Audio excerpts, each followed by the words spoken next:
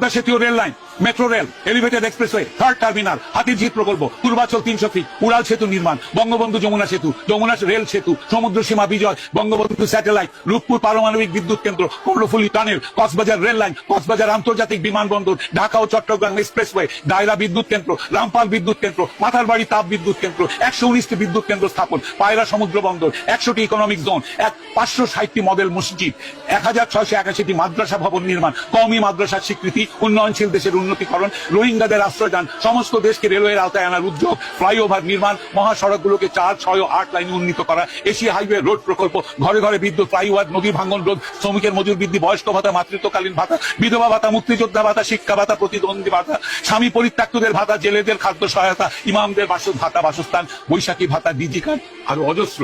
আমার দম কুলাচ্ছে না এতগুলো পড়তে। 15 বছরে যদি এতগুলো কাজ কেউ করে থাকে, তাকে কোন চক্রান্তকারী এই টাকা পাচার করার দেয়? আর সে যদি ডিক্টেটর হয়, খুব ভালো করেছে।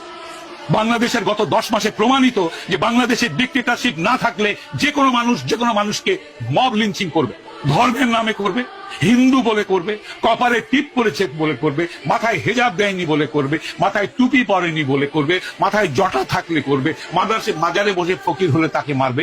মেরেছে, হাজার হাজার মানুষ মেরেছে এরা। ডিক্টেটরশিপ ছাড়া এটা কোনোদিনও কন্ট্রোল সম্ভব নয়। খুব ভালো করেছেন আওয়ামী লীগ শেখ হাসিনা ডিক্টেটরশিপ করে। তার উচিত ছিল আরো ডিক্টেটরশিপ করে এগুলোকে দমন করা। এইটাই আমি মনে করি। বাংলাদেশের মানুষের কপালে গণতন্ত্রের দরকার নেই। যারা জাতির পিতাকে হত্যা করে তার 54 বছর পর তার ভাস্কর্যের মাথায় পেশাব করে, সেই জাতির জন্য স্বাধীনতারও দরকার নাই। এরা পাকিস্তানের গোলাম হোক।